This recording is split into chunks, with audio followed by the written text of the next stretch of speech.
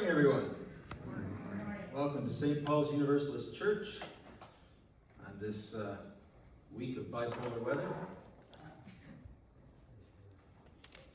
I know each season lasts the same amount of time, but for some reason, winter always feels like that guest that you kind of welcome in November, and then overstays its welcome, and then gets the message to leave, and just when you think it's over, walks back in, and one more thing, and yesterday was one more thing.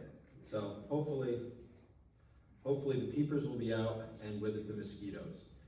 Anyway, in the way of announcements, we will be holding a Maundy Thursday service, which will include a traditional communion this coming Thursday at 6:30. It's usually kind of an intimate gathering. It's short, usually goes half hour or so, right here. All are invited. From our friend Eva. The next women's get-together is tentatively scheduled for Thursday, April 16th for lunch at Giorgio's. I think I might start going to the women's group. That's a good point. Eva will text everyone as the day gets closer. And at the risk of embarrassing her, I would like to announce the triumphant return of our collector, Julie. Julie's been giving the American healthcare system a workout. Not that she wanted to, but anyway, she's our collector, and this is Pledge Sunday, and she'd like to speak for a moment.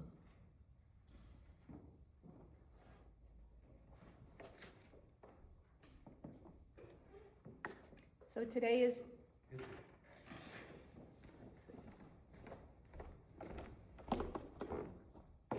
done. So today's Pledge Sunday. You've all been given pledge cards. What a pledge means, it's a promise, a financial promise to help us pay the bills. Your pledge pays Jeff's salary and all the lights and heat and everything like that. If you're willing to make a pledge, fill out your pledge card, put your amount that you'd like to pledge. If you want to do it weekly, yearly, or monthly, circle that. And there will also be envelopes. If you would like them, you can let me know, and I'll probably give those out in May because we don't start our fiscal year until July. If you do not wish to make a pledge, you can continue putting money in the plate. Every little bit helps, and you can continue that. So it's not a mandatory thing, but it does help our budget because we have to have a budget for the church. And on a personal note, I'd like to thank everybody for their text messages, their cards, their calls during my last episode of my health issues. I have one more hurdle to get over, and hopefully that'll be soon. So thanks. Thank you, Julie. Any other announcements? Oh, I've got two. Let's see. You raised your hand first. I feel like a teacher. Yeah, just for anybody that's interested, some of us are going to be gathering at the church in the basement on April 1st at 7 o'clock to have a drawing circle. If anybody doesn't know what a drawing circle is, they can ask some of us here. So anyone's invited, and we'll probably have extra. We don't even have to have a drum, just instruments. Drum. Yeah, drawing circle. Okay. At first I heard drawing. Oh, no, drumming. Remember, folks, I know we don't usually buy gifts for Easter, but a broken drum is the best gift you can get. Nobody can beat that. Anyway. I have a couple Salisbury announcements. Bus trip, if you want to do that. I will be here this Sunday. I'm sorry, the last couple I've said, oh, come see me, and then I haven't been here. I had some after-church commitments. If you do want to go on the bus trip, I will be here today, or you could always text or call me. I'm happy to answer any questions. We have our craft fair, April 18th. We have a lot of new vendors, including a gluten-free baker. We have an apiary that's coming with some hot honey, and a lot of new faces. 9 to 4, come see us. And then our board meeting is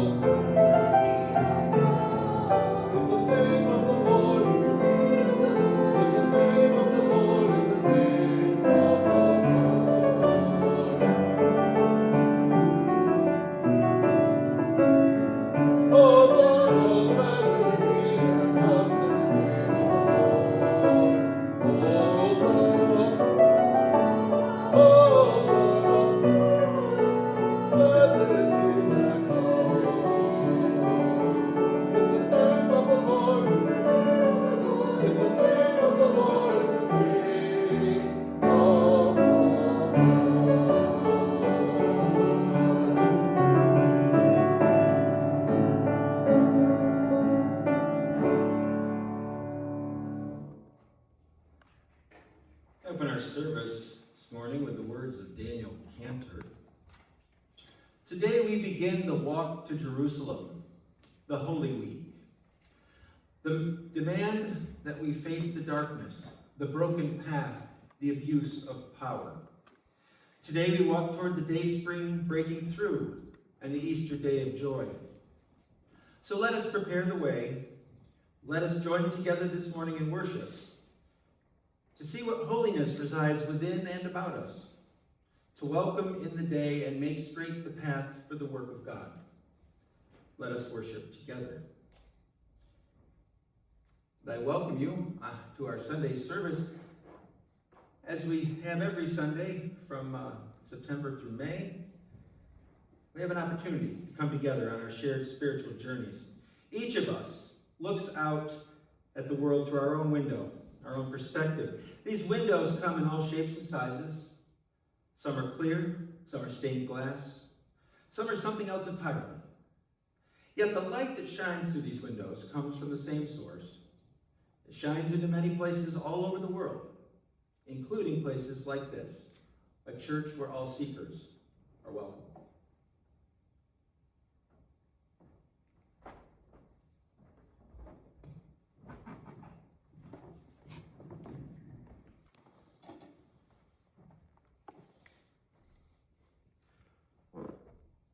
I invite you to join me in the words of lighting of the chalice, as the kindling chalice calls us to community. As the flame of this chalice reminds us of our values. As the glow of this chalice encourages us to hope. Let there be light. Our opening song is number 262.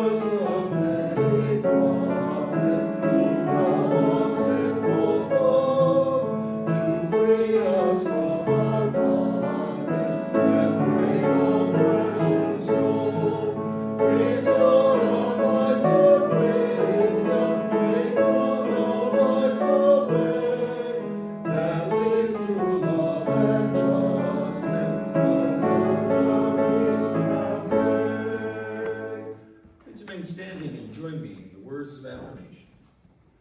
Love is the doctrine of this church. The quest of truth is its sacrament, and service is its prayer. To dwell together in peace, to seek knowledge and freedom, to serve humanity in fellowship, to the end that all souls shall grow into harmony with the divine. Thus do we covenant with one another and with our God.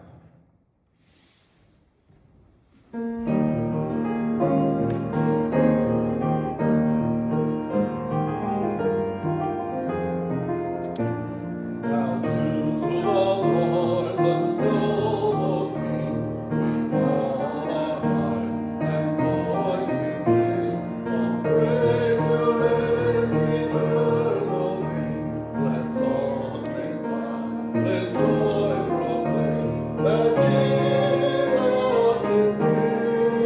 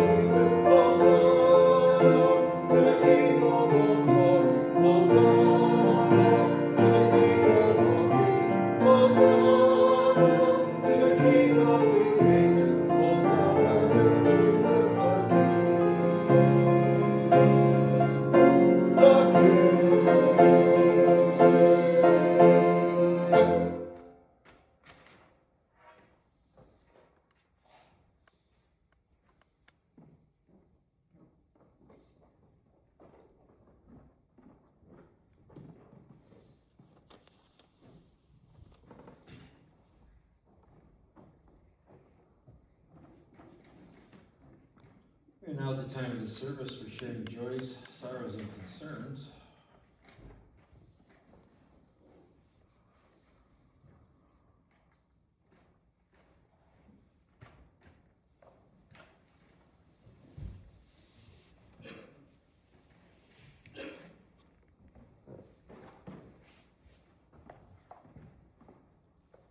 So my daughter graduated when the moon was holding the Pleiades in its center this past Monday. She got her wings.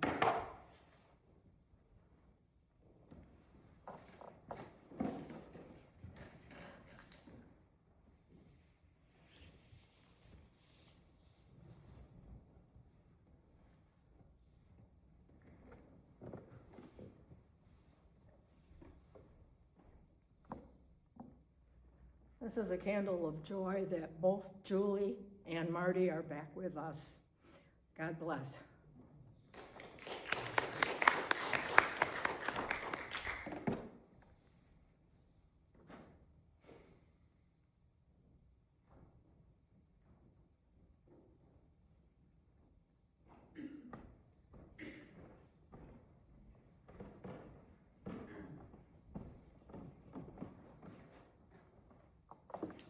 This is a joy of, or a candle, sorry, I'm not awake, of gratitude and blessings. There's been a lot of support, just all different aspects, and lately in writing / author world, as you guys know, I blog, and I work with a great team of editors, formatters, book cover artists. I actually got to see Tommy, who is my blog mentor, and he's the editor of the Memento Mori Inc. magazine, and he also does his own indie horror author writing. He did a book show at Athenex last week on Sunday. He had a great turnout. After we went to lunch, and he called me on some things that I lacked at, but he also gave support for me to start taking what I've written and make a book out of it. So I am now working on doing a little witching spirituality book. So hopefully to come by the end of the year, but I just was really honored and blessed for that. And two of the women that we write with, who do the editing, formatting, art, help publish, they also blog with me and have their own books. They have agreed to help me with all of the other things before Tommy reviews. So I'm just really blessed and grateful for all of that support in that group.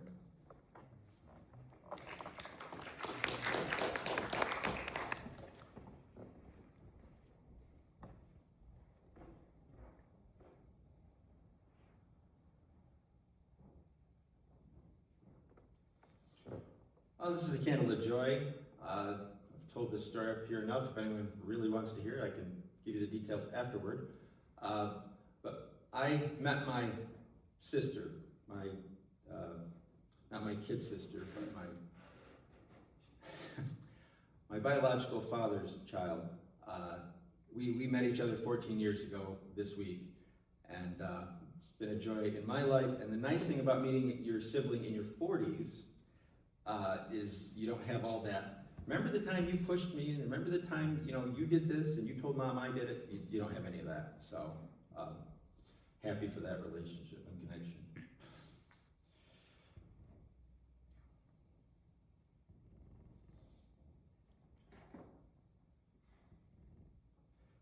And as is our tradition, we light a final candle for any joys, sorrows, or concerns that go unspoken but remain in our hearts and minds. I'd like to invite you to join me in a time of prayerful meditation. The story of Holy Week is an interesting one, and it kind of parallels how life can be. Starts with the triumphant entry into Jerusalem and ends with the resurrection story. But there's a lot of dark and painful stuff in between. And these words of David Johnson address some of that. You who are the soul and heart of life, save us from fear, the fear of days and nights yet to be, the fear of the known and the unknown, the fear that builds high walls around our spirits and our lives, the fear that closes in and envelops us, the fear that nibbles at the edges of every satisfaction. Free us from fear of failure and success, of shame and pain, of death and fear of life as well. Open our eyes that we may see your glory in humbleness and simplicity, commonness strewn generously across our path all our days. May we recognize you riding upon a simple beast of burden down the crooked streets of Jerusalem. May we not require the palms of victory and praise, the accolades and shouts of the multitude to see your glory in gentleness, patience, loving kindness, and yes, pain and sometimes death. Your way of peace, of faith, hope, and love can still be our path, our joy, and our way. Amen. Let us now share a moment of silence where we listen to the wisdom of our hearts and minds.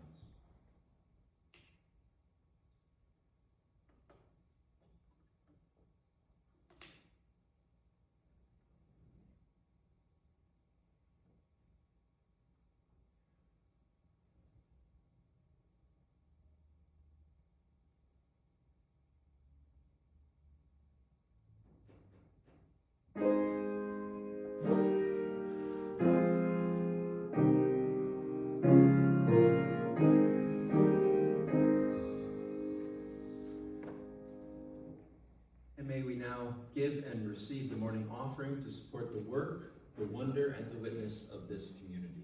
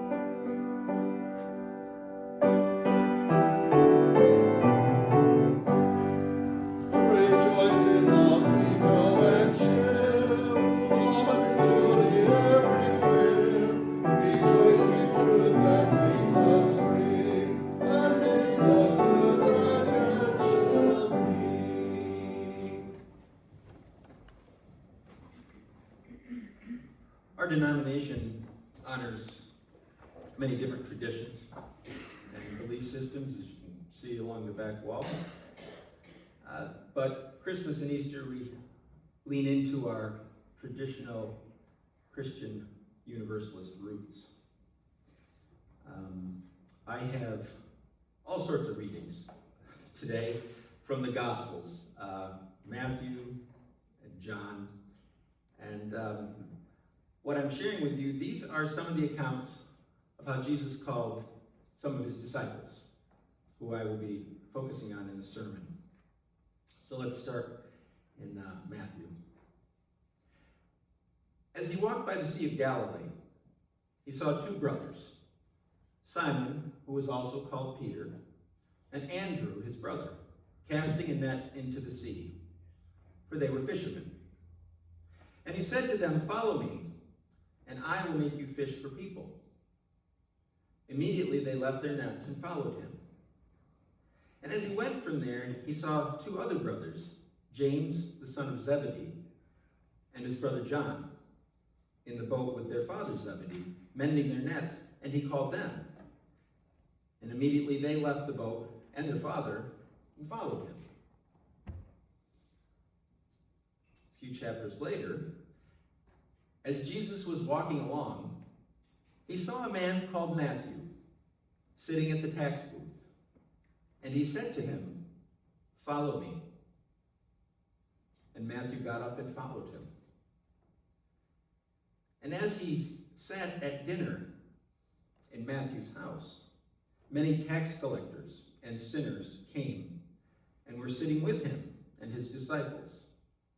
And when the Pharisees saw this, they said to his disciples, "Why does your teacher eat with tax collectors and sinners?" But when Jesus heard this, he said, "Those who are well have no need of a physician, but those who are sick. Go and learn what this means. I desire mercy, not sacrifice. For I have come not to call the righteous, but sinners." And in John's Gospel, the next day, Jesus decided to go to Galilee. He found Philip and said to him, "Follow me." Now Philip was from Bethsaida, the city of Andrew and Peter. Philip found Nathanael and said to him, "We have found him about whom Moses in the law and also the prophets wrote, Jesus, son of Joseph from Nazareth." Nathanael said to him, "Can anything good come out of Nazareth?" Philip said to him, "Come and see." And since this is Palm Sunday, I'm going to shift over to the Gospel of Mark. When they were approaching Jerusalem at Bethphage and Bethany, near the Mount of Olives, he sent 2 of his disciples and said to them, "Go into the village ahead of you, and immediately as you enter it, you will find tied there a colt that has never been ridden. Untie it and bring it. If anyone says to you, 'Why are you doing this?' just say, 'The Lord needs it,' and we'll send it back here immediately." They went away and found a colt tied near a door outside in the street. As they were untying it, some of the bystanders said to them, "What are you doing untying that colt?" They told them what Jesus had said, and they allowed them to take it. Then they brought the colt to Jesus and threw their cloaks on it, and he sat on the colt. Many people spread their cloaks on the road, and others spread leafy branches that they had cut in the fields.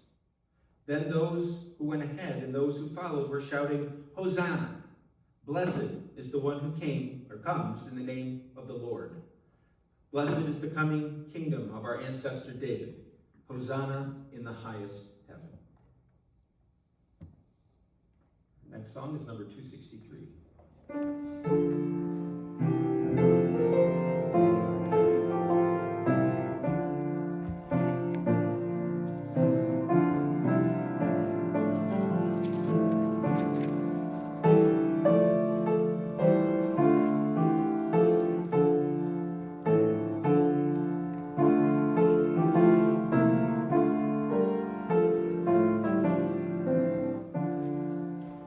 When Jesus, Lord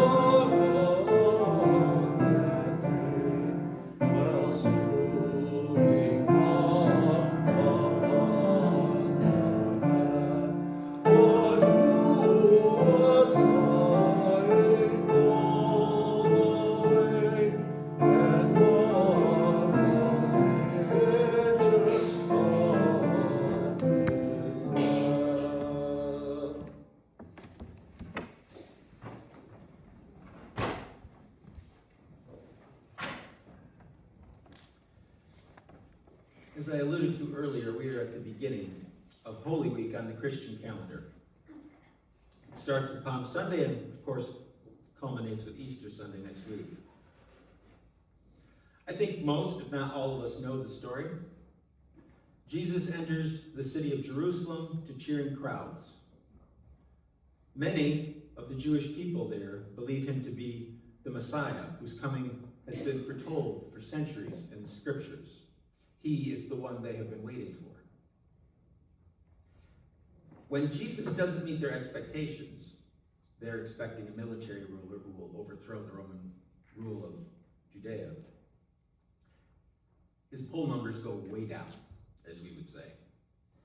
He finds himself betrayed, arrested, tortured, and executed on trumped-up charges. In the gospel accounts, he rises from the dead. The events of that first Easter are, without a doubt, the most important story in Christianity. Believe it or not, and some of you probably can remember a time when Easter was the big holiday and Christmas was kind of the secondary one. Indeed, it could be argued that there would probably be no Christianity without the Easter story. And whether or not you subscribe to that story, there is no denying that it is one of the single most influential in human history when you think of the influence that the Christian religion has had across the globe. That is largely about Jesus, but what about these other guys? What about the 12 followers of Jesus? In modern terms, they are often seen as supporting actors in the gospel stories. But I would make the argument that to view them in this manner sells them short. And so today I'd like to focus a little on these men, who they were, and we don't know a lot other than the accounts, and what we can learn from them 2,000 years later. And just a reminder, the reason I picked, the vague silhouettes, and then there's the cast of the television series The Chosen. We don't know what any of these people, including Jesus, looked like. It's just kind of been extrapolated over history. To remember the names of the disciples, my poor wife has had to hear me go through this, but she didn't run out of the room. She didn't put a pillow over my head. I recall a song from Sunday school and summer camp days, and at the risk of hurting your ears, I'm going to sing it to you. There were 12 disciples Jesus called to help him, Simon, Peter, Andrew, James his brother John, Philip, Thomas, Matthew, James the son of Alphaeus, that is Simon, Judas, and Bartholomew. Anyway, oh good, nobody ran out. Okay, good. So why 12?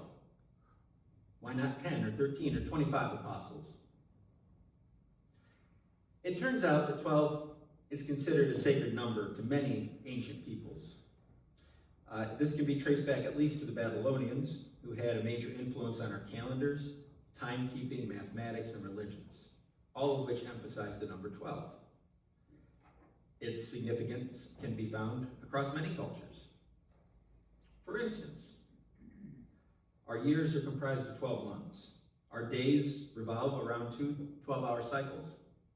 The Norse god Odin had 12 sons. The Greeks believed that there were 12 primary gods and goddesses who lived atop Mount Olympus. There are 12 signs in the zodiac.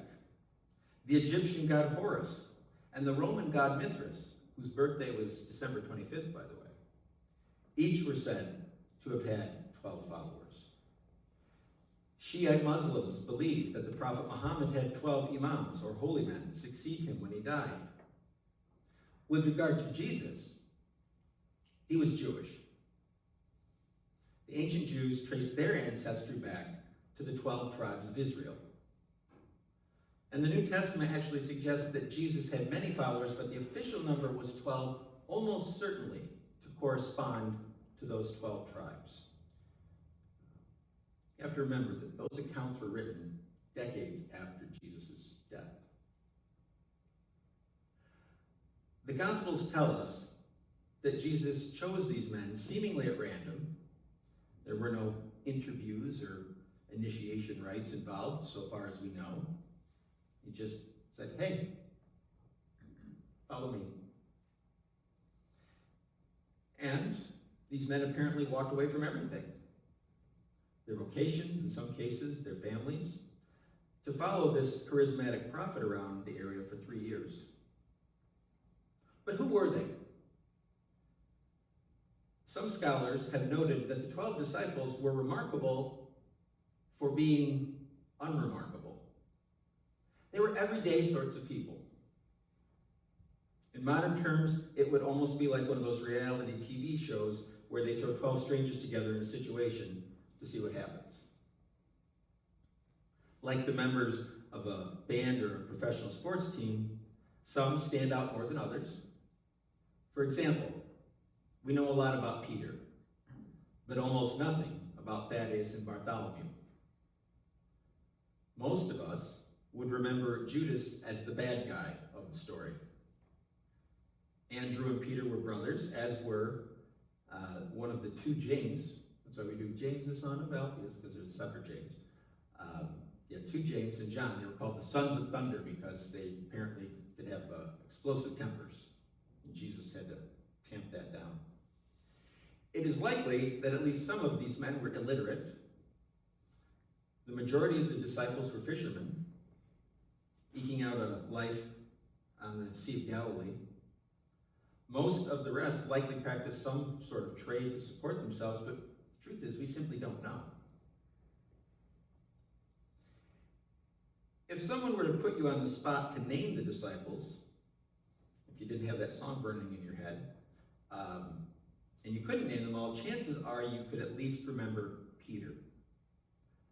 Simon Peter appears first every time the 12 disciples are listed in the Bible. And because of this, and because he is more prominent than any of the others in the Gospels, he could be considered the first among equals. Originally named Simon, and there was another Simon, it was Jesus who gave him the name Peter, which comes from Petra, which means rock. In the Gospel of Matthew, Jesus tells Peter that he is to be the rock upon which he will build his church, because Peter is the first disciple to truly recognize that Jesus is the Messiah. When Jesus is arrested, that's part of that dark part of Holy Week, Peter famously denies knowing him 3 times. After Jesus' death, Peter appears to assume the leadership role of the remaining disciples. It is for this reason that Catholics consider him to be the first pope. Even today, there is the popular belief. How many jokes have you heard? Somebody died and they found themselves before St. Peter. Kind of the gatekeeper of heaven. Next, we have those sons of thunder, John and James, who are the sons of Zebedee. And again, their nicknames are the sons of thunder because of their devotion and passion. Along with Peter, James, and John, seem to have been part of Jesus' inner circle. These 3 disciples are the only ones present when Jesus raises a girl from the dead, when he is transfigured a few days, not a few days, like the night he is arrested, and appears in a heavenly light beside the prophets Moses and Elijah. They're also the ones that, Jesus goes to pray to God before he's arrested, basically saying, I know your plan, I know I got to do this, but is there any way I cannot do this? Because this is going to be really bad. And all he asks of them is just stay awake, keep guard, and they can't even do that. He goes out and they're asleep. Matthew would have been considered a traitor. When Jesus calls for Matthew to join him, he's working as a tax collector.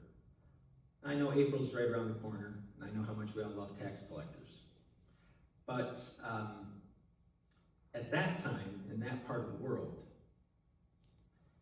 they were despised because they were seen as collaborators. Here were members of the Jewish community working with the Romans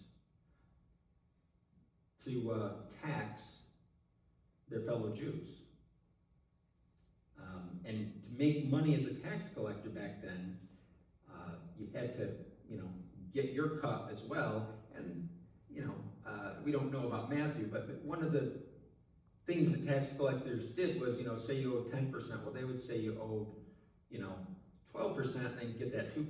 But some of them would say, well, you owe 16%, and then they keep the extra, One can only imagine how Simon, or how Matthew, would have gotten along with another of the 12, Simon the Zealot. Today we think of a zealot as someone, zealot, who at best is passionate about a cause and at worst is a fanatic. But in the time of Jesus, the zealots were a very specific group of political revolutionaries bent on doing whatever they could, including violence. They basically trained in fighting skills to overthrow Roman authority. That was their plan. They were kind of like a secret order that was going to be unleashed. And then there's Thomas, who I like to think of as the patron saint of Unitarian Universalism. Thomas is not present when Jesus first appears to his disciples after his resurrection, and he refuses to believe what they tell him until he sees Jesus with his own eyes. While he would like to have faith, he also seeks proof and understanding, which I think is a big part of being a Unitarian Universalist. Thaddeus and Bartholomew are so obscure that we know almost nothing about them. In some accounts, their names are different. There's a second Judas, and instead of Bartholomew, it's Nathaniel. In an effort to make the theme of 12 fit with the disciples, some early Christians suggested that this second Judas chose to be called Thaddeus so as not to be confused with the other more infamous Judas. That doesn't necessarily hold water, though, because there were, two James who felt no need to change their names. And it likewise is suggested Bartholomew and Nathaniel were the same, but again, it's more about keeping, if you sit there and do a deep dive through the Gospels, in the accounts where the disciples are called, the names don't all line up. There are different names for some of them. Philip, Andrew, and James the son of Alphaeus are mentioned sporadically in the New Testament, but we don't know a whole lot about them. And then, of course, there's the villain of the story, Judas Iscariot. He's known for betraying Jesus for 30 pieces of silver and then hanging himself in remorse because he doesn't think it's going to get that out of hand. He thinks they're just going to kind of throw him in a jail cell. He seems to have been the treasurer of the group, managing their finances as they went about preaching. And he's a fascinating figure. After centuries of being reviled, modern storytellers have almost developed a sympathy toward Judas. For example, in the musical Jesus Christ Superstar, he's Jesus' right-hand man. He betrays him only because he is terrified that the Romans are going to crush the Jews when they see Jesus coming into Jerusalem and the crowd is saying, here's the king, here's the leader, here's the Messiah. In Nikos Kazantzakis' novel, The Last Temptation of Christ, which was made into a controversial movie in 1988, and I'm looking at Dawn, remember we went to see that in Ithaca, and the week before, people had thrown, they had thrown stones and through all of the windows of the theater. That's how much controversy it caused. And local clergy from all across, like whether we endorse this movie or not, that's not okay. But anyway, in The Last Temptation of Christ, Judas is portrayed as Jesus' best friend, who Jesus has to beg to betray him so that the promise of the death and resurrection can be fulfilled. In 2006, they even discovered the lost Gospel of Judas, which caused quite a stir. And there is speculation among scholars, I discovered, as to whether Judas ever existed in the first place. And the reason they think that is Paul's letters in the New Testament, even though they were written after the time of Jesus, were written before the Gospels. So Paul's material in the New Testament is older than the Gospels. Paul never mentions Judas or the idea that Jesus was betrayed. In biblical accounts, Jesus mentions that one of his followers will betray him, yet they don't seem to react to this revelation. And a bit further on, Jesus says, "You shall eat and drink at my table in my kingdom and sit on 12 thrones as the judges of the 12 tribes of Israel." So if Judas were going to betray him, why would he be included as a member? And so it is believed that by some that Judas was retroactively inserted into the gospel accounts in an effort to make them match with Old Testament prophecy, because in the Old Testament it says that the Messiah would be betrayed by one of his own followers for 30 pieces of silver. And Judas literally translates as Israel or Jewish. In the decades after Jesus' death, Christians were considered part of a cult that had perverted Jesus' teachings. The early Christians did not call themselves Christians. They called themselves followers of the way. And both Christians and Jews were not popular with the Roman Empire. So the theory goes that when the Gospels were written, the Jews, in the form of Judas, were blamed for Jesus' death. Unfortunately, that led to a lot of anti-Semitism. That was probably more of an overview of the 12 disciples than you wanted. But why do I talk about them at all? Why do they matter today, 2 millennia after the fact? For one thing, without them, you wouldn't be sitting out there and I would not be standing up here. Yes, Jesus should be given credit for his works and his teachings, but without those early followers, his message likely would never have spread. The church would never have formed, and all that came after it, including our Universalist and Unitarian roots, would never have come to be. To me, one of the most compelling reasons to put stock in Jesus' message is the fact that these everyday people from all walks of life were inspired, despite what happened, to spread that message far and wide, despite the fact that they would have been persecuted by their own people and the ruling Roman Empire. They knew all that, and yet they felt the message was important enough to undertake the work and continue it, even though they had a lot to lose, and initially very little to gain. In fact, it is recorded that most of the 12 disciples died as martyrs for their faith. Several of them were crucified. Peter asked to be crucified upside down because he didn't feel worthy of being executed in the same manner as Jesus. Another, I think, overlooked lesson that we can learn from the disciples is that there is no one correct type of believer. Some of them were, by our standards, blue collar, others white collar. Some were illiterate, others educated. One had been a collaborator with the hated Roman occupiers, and another a political revolutionary who at one time would have endorsed violent opposition to those occupiers. They came from different walks of life and had different perspectives. What I'm getting at here is that there was no one right type of person that fit the view of what Jesus called the kingdom of heaven. He chose his disciples. He could have picked people who fit a certain profile or certain mold and held certain views. Instead, he chose a fairly diverse group that included men and women. And I was going to include women, but I talked about women followers a few months ago. And I have to believe that that was deliberate on Jesus' part, to pick a diverse crowd. Perhaps most importantly, the first disciples offer us a window of understanding.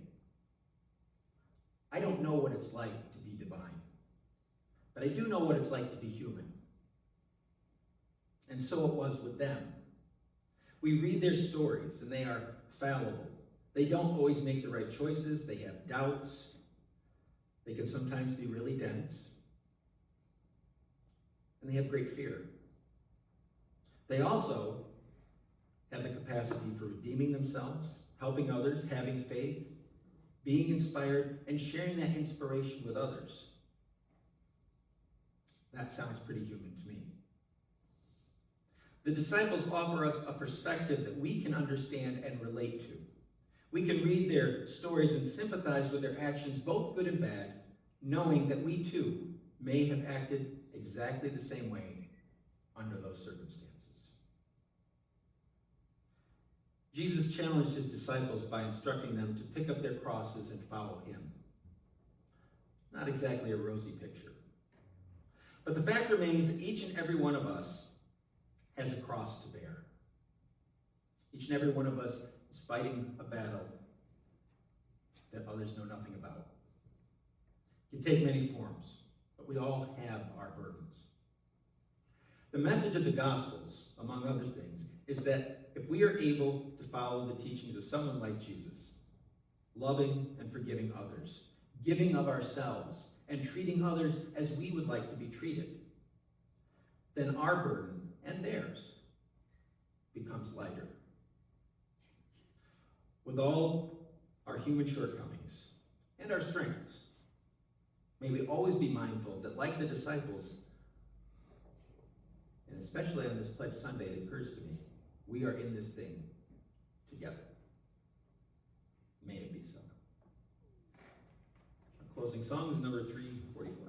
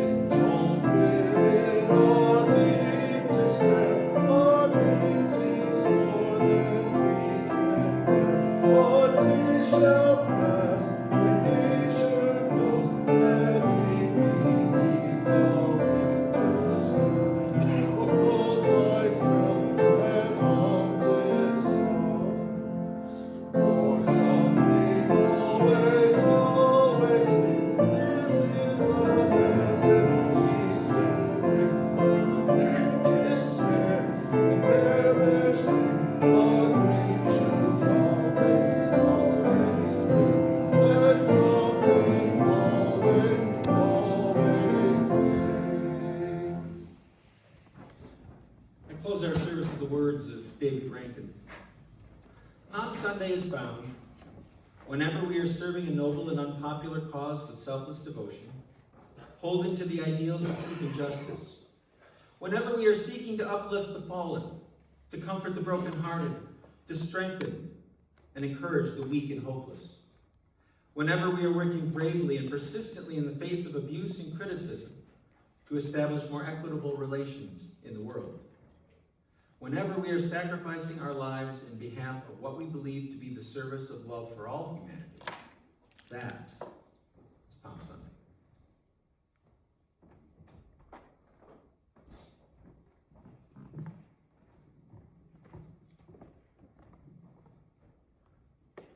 And please join me in the words.